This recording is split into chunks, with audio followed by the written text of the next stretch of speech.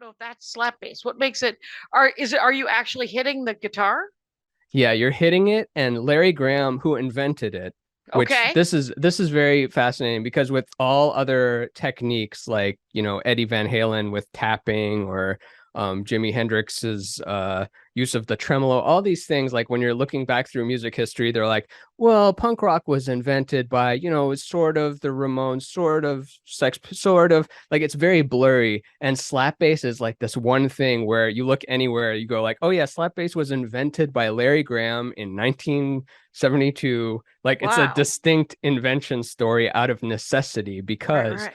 he was in a band with his mom, and it was just him, his mom, and this old organ, and the old organ broke down, and was using the organ pedals to hold down the low end, Larry Graham was, and then the Okay. drummer left, so there was no rhythm section. So he's just left there with this bass.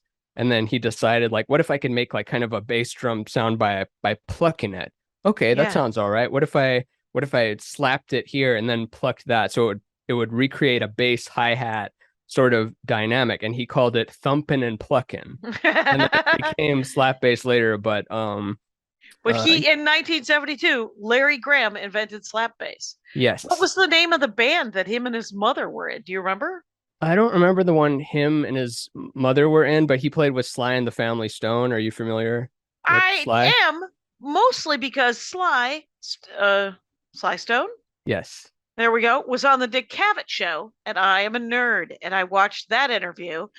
And go on YouTube and watch Sly Stone on Dick Cavett because he's usually sitting next to some right wing politician, and Sly Stone is clearly stoned, probably, drunk, possibly, just sitting there and just staring at him, just smiling and shaking his head.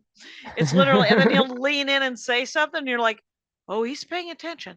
And then he'll lean back and then just smile, shake his head.